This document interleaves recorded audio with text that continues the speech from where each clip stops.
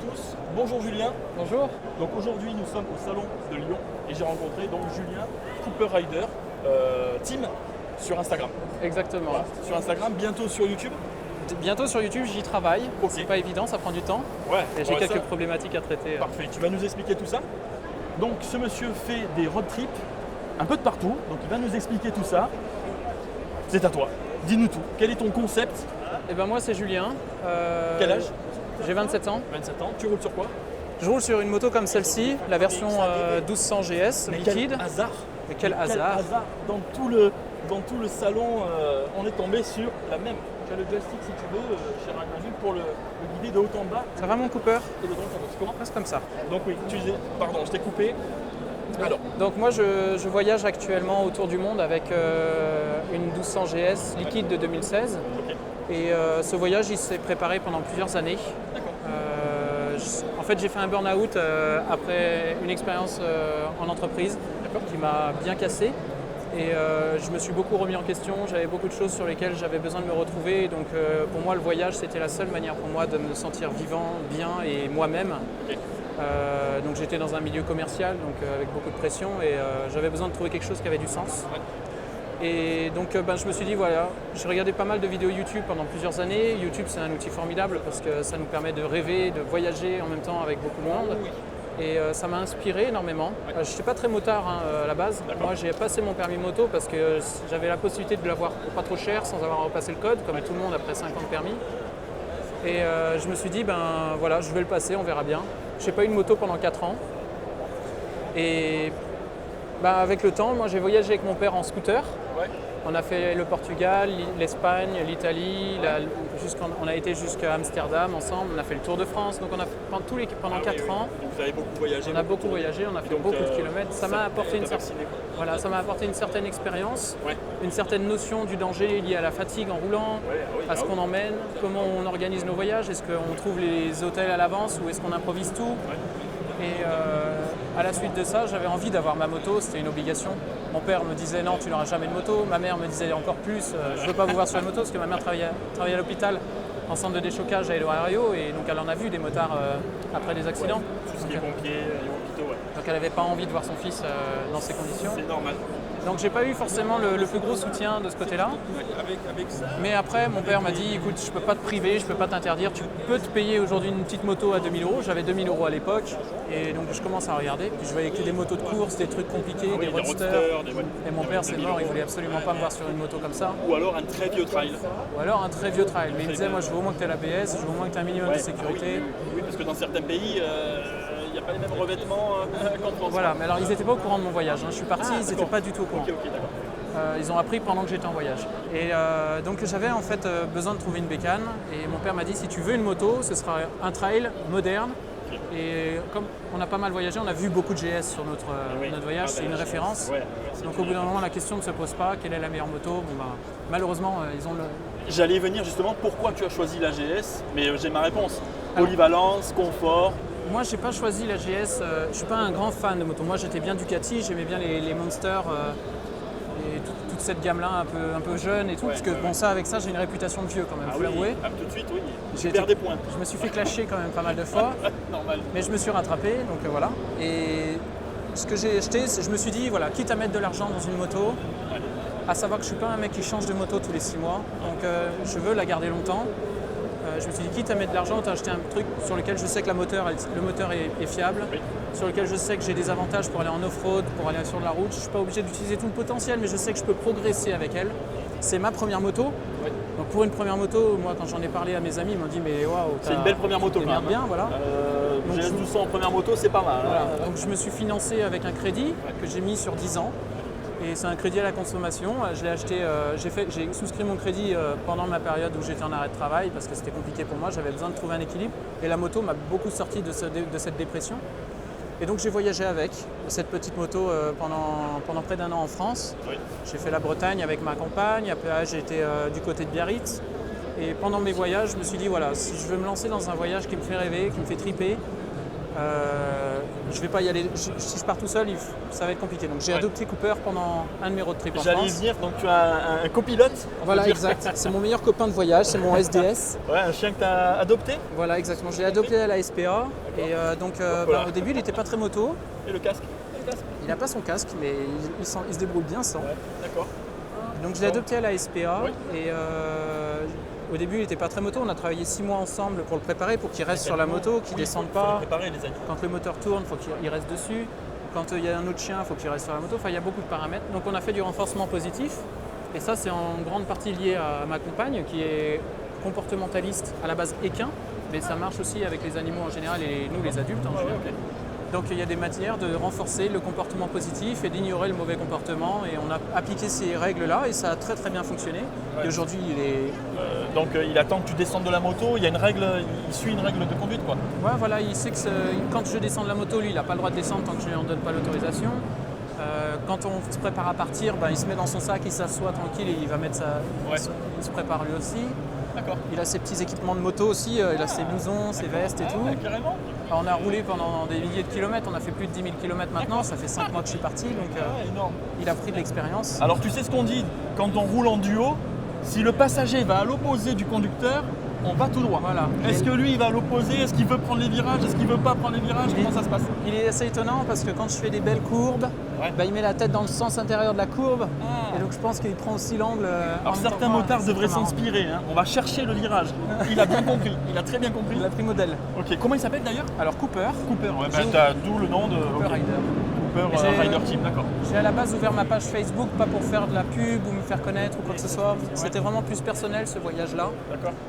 Et je l'ai ouvert simplement pour me permettre moi de me motiver à partir. Parce que partir dans un long voyage, faire le tour du monde en moto, honnêtement, faut avoir des couilles. Ouais. C'est pas évident de sortir de sa zone de confort. Moi j'avais beaucoup Déjà. de peur sur le Moyen-Orient, sur les pays d'Asie. Quand tu sors de l'Europe, tu sens vraiment une grande différence. C'est pas les mêmes règles, c'est pas les mêmes codes, c'est pas les mêmes cultures.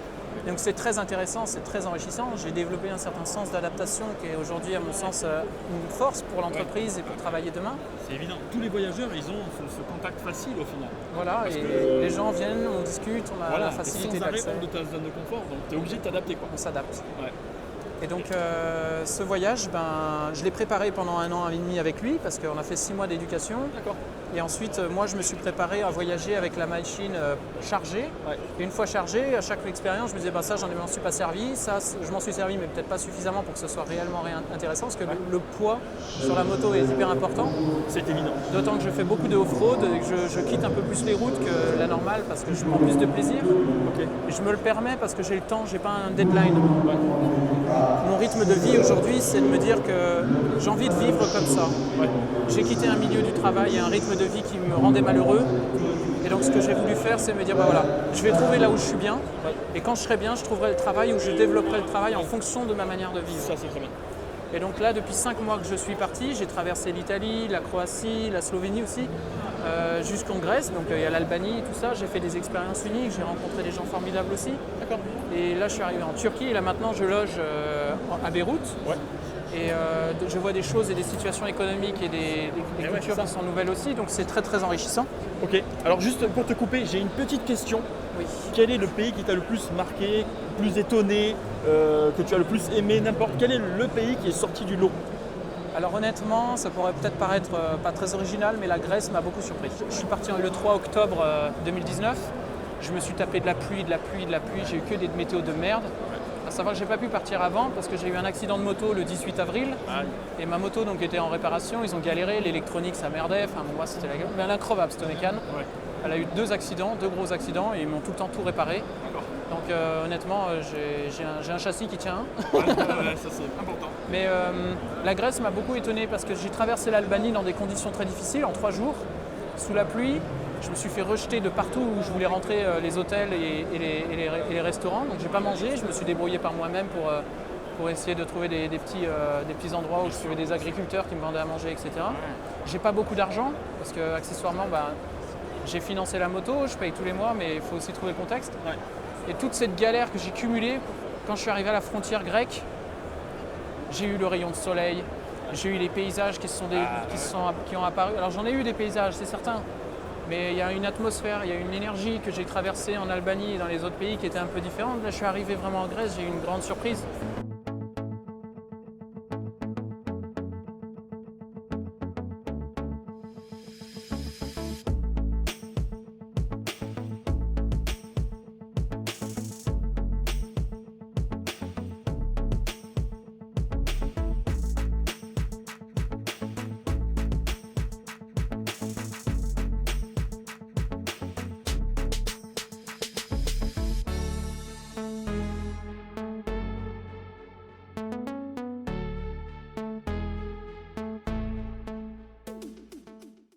Les gens sont hyper accueillants. Cooper, c'est super bien vu.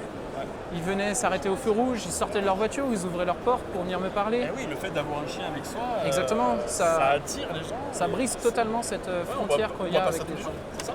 Exactement. Et c'est une autre manière de voyager. Ouais, Moi, j'ai tendance à ne pas voir mes limites. Donc avec Cooper, je suis obligé d'avoir un peu ma raison de me dire, voilà, lui, c'est un chien. Il subit quelque part. Ah, bah oui. Il n'est pas là aussi pour dire que j'aime à tout va. Ouais. Il a envie de s'arrêter de temps en temps pour aller faire ses besoins. Il a besoin de manger, de s'hydrater. Donc ça me permet de voyager à un rythme qui est son rythme.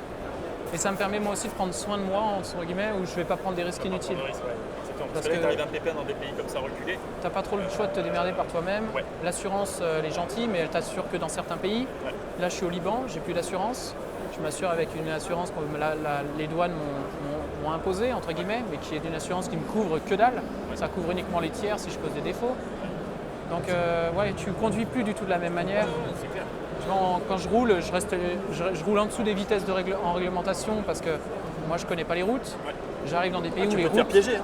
Il y a Tu peux te faire totalement piéger. Il y a des routes, elles ne sont pas dans les mêmes états qu'on a en France. Ah oui. Donc tu passes. D'où dans l'intérêt un trou, d'avoir un trail aussi. Voilà, alors après, peu importe la machine, beaucoup de personnes m'ont posé la question avec quelle machine tu nous conseilles de partir. Je pense que de toute façon, partir avec une machine, c'est une erreur. Il faut partir avec l'esprit de voyager et dans quelles conditions on a envie de voyager. Par exemple, j'ai croisé des gens qui voyagent, mais qui voyagent à vélo, à pied, en camion. C'est une autre manière de voyager. Alors après, c'est plutôt l'esprit qu'il faut avoir, de se dire je vais vivre constamment dans une incertitude totale, dans une solution qui va être unique, c'est l'adaptation. Ouais. Tu vas avoir des cultures différentes, des langues différentes, tu vas avoir une capacité d'adaptation quand tu as des règles et des codes sociaux qui sont différents. Et ce qui est hyper intéressant, c'est qu'à la fin, tu finis par te dire que tu ne sais rien. Ouais. Absolument rien. Et quand tu entends des gens parler et qui te racontent leur expérience, est-ce qu'ils l'ont réellement eu, l'expérience? Est-ce qu'ils savent réellement de ce quoi ils parlent? Est-ce que réellement l'expérience qu'ils ont eue, elle n'a pas été mise à défaut par peut-être des sponsors, des choses comme ça? Je ne sais pas. Tout ça, ça peut jouer. Ouais. Et moi, mon expérience, c'est celle de mon quotidien. Et maintenant, quand on me pose la question, moi, je préfère rester un petit peu sur ma réserve et ne pas avoir, entre guillemets, cette confiance de dire je sais. Parce qu'au final, on ne sait rien. Ça dépend des gens qu'on rencontre, ça dépend du contexte, des météos, ça dépend de tellement de facteurs. Chaque expérience est unique. Ouais. D'accord. Une anecdote, qu'est-ce qui t'est arrivé comme pépin ou quelque chose de rigolo? Alors, en anecdote, il t'est arrivé quoi? Pour l'instant, j'ai pas eu de pépin. Je me suis fait arrêter par la police, j'ai eu les contrôles, des choses comme ça.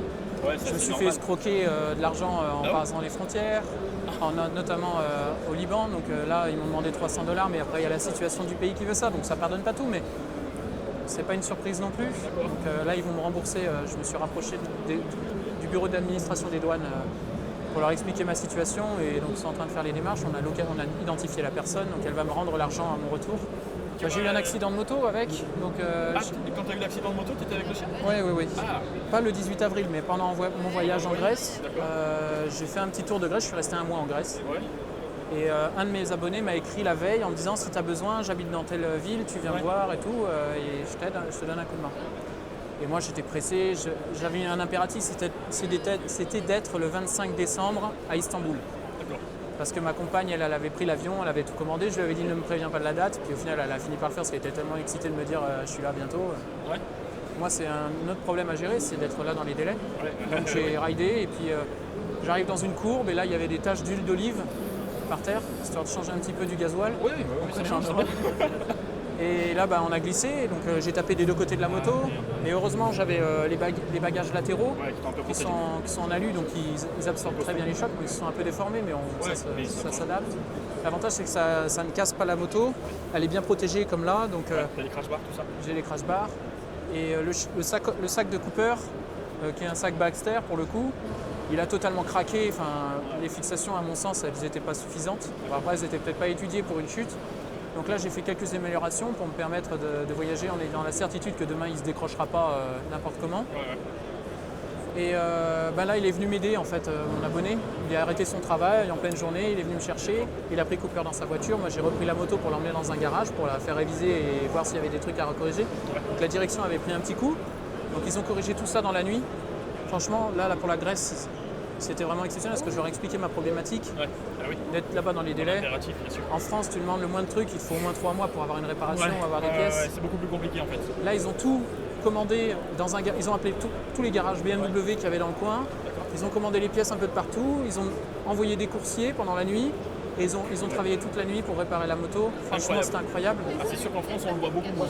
Et le garage, c'est là que le garage en fait a fait le nécessaire.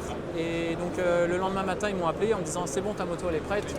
J'étais soulagé, je me suis dit en une journée ils m'ont résolu le problème quoi. En France, ce serait inconcevable. Et ça m'a coûté 50 balles. Ça prendrait beaucoup plus de temps. Ils m'ont changé. Beaucoup plus d'argent. Ouais, ça m'aurait coûté beaucoup plus d'argent. Et là, ils l'ont fait vraiment avec le cœur parce qu'ils me suivaient déjà et puis ils avaient envie que j'arrive à mon objectif. Ouais, alors justement, je rebondis sur ça, sur le fait de te suivre. Le peu de minutes que je suis avec toi, ça fait quoi? Ça fait 25-30 minutes qu'on est ensemble. Tu rencontres énormément d'abonnés. Ne serait-ce que le chien. Ouais, le chien, c'est quelqu'un de génial. normal, on se rappelle pas de toi. Mais dès que tu as un chien, c'est mémotechnique. Ils se rappellent tous de toi. Et c'est vrai que tous les abonnés, là depuis tout à l'heure, on se fait prendre en photo. Les gens disent ah, je le connais. Tout à l'heure sur le stand de GeoRide, tiens, on va en parler. Tiens, je le suis et tout. Franchement, c'est bien. Le fait d'avoir un chien, ça fait quelque chose en plus dans l'authenticité, dans ton histoire. Quoi. Exactement. Alors après, mon chien, c'est mon support. Je suis peut-être. Pardon, je change d'angle. Mon chien, oui, effectivement, c'est un facteur. Alors après, c'est plus un support émotionnel pour ma part. Ouais. De savoir d'être tout seul dans un pays qu'on ne connaît pas, d'avoir des inconnus. Par contre, aujourd'hui. Désolé, tu es totalement de dos. Viens plus par là. Comme ça, au moins, on voit plus, tu vois. Parce qu'une vidéo de dos, c'est un peu moyen, quoi, tu vois. Donc c'est mon support émotionnel aujourd'hui. Ça me permet d'avoir un certain réconfort, notamment avec les problèmes que j'ai rencontrés à Beyrouth avec l'avion pour venir ici, parce que je suis arrivé hier, donc c'est pas évident. J'ai passé 2 jours sans dormir. Ah ouais. Je suis un peu fatigué, mais c'est une très très bonne expérience et c'est une manière aussi de se réconforter, d'avoir une présence et de savoir qu'on a... Oui, parce que tout seul, ça doit pas être facile tout le temps quand même. Hein.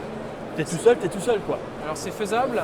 Oui, c'est faisable. Parce qu'on n'est jamais tout seul. Voilà, oui, c'est faisable. Mais d'avoir quelqu'un avec toi... C'est exceptionnel d'avoir le chien le soir. Ce qui est génial, c'est quand j'arrive le soir, j'ai trouvé mon camp, mon spot, parce que je dors tous les soirs sous la tente. Ouais. Donc ça, c'est un de mes principes, c'est que j'ai pas beaucoup d'argent. Donc j'ai mis tout l'argent que j'avais dans la moto avec le crédit, donc il faut que j'anticipe. Et je vis avec 500 € par mois. C'est vraiment peu.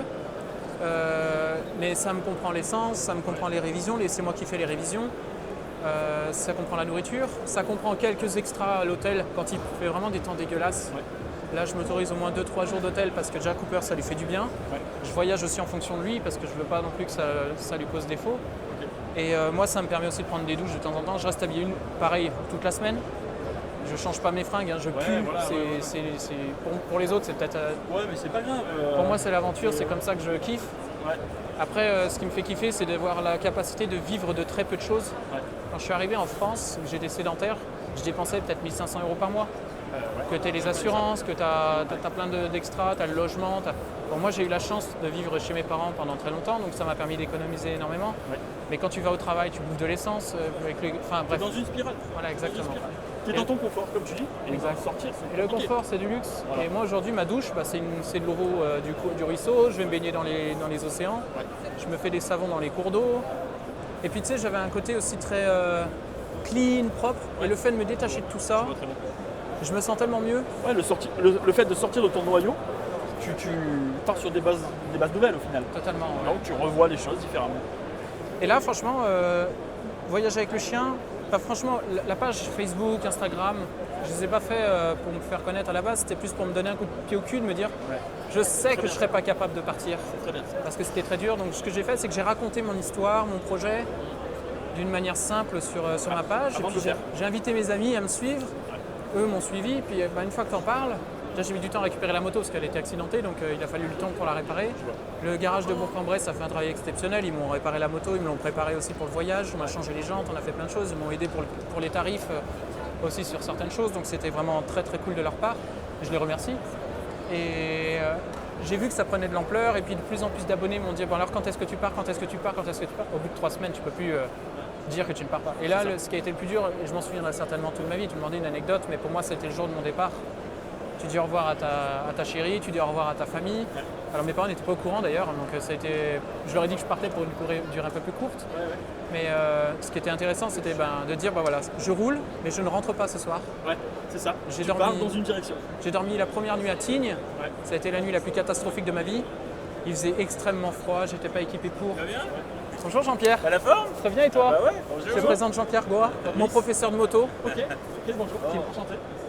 Et ouais, donc c'était pour moi la nuit la plus difficile parce que je me suis retrouvé en montagne dans des températures extrêmes. J'avais pas le duvet, Cooper était pas prêt. J'avais mis la tente dans une vallée avec 2 cours d'eau. C'était un taux d'humidité monstrueux. Ouais, tu m'étonnes. Honnêtement, j'ai passé la nuit la plus difficile de ma vie. J'ai vraiment peur pour mes mains et tout. Et c'était l'hiver, il neigeait, enfin horrible. Et le lendemain, je suis arrivé, je me suis pris un bon restaurant, un petit café et on est reparti en direction de Milan. En Italie, et là j'ai acheté tout ce qu'il fallait pour le froid parce que effectivement si tu t'équipes pas sur ça, c'est hyper important. On fait des économies sur des conneries et des fois le confort, un bon duvet, même s'il coûte 200 balles, quand tu es réfugié dedans et que c'est ton confort le soir après ta journée, tu as envie d'avoir chaud, là c'est totalement ça. Donc voilà, ça fait partie de mon expérience la plus marquante notamment. Il y en a eu plein d'autres, mais voilà, j'essaie de ça, de toute façon j'imagine que dans tous tes périples, il y a forcément des choses qui te marquent. Ok, super. Merci Julien. Merci à tous d'avoir regardé la vidéo. Et puis je vous dis à la prochaine pour une autre vidéo. Merci à toi Julien encore. N'hésitez pas à me suivre sur ma page Facebook et Instagram. Malgré tout, ça m'aide énormément. Je mets tous les liens de toute façon. Je mets tous les liens en description de la vidéo. Voilà. Donc il n'y aura plus qu'à cliquer. Allez, super, merci Julien. Merci à tous.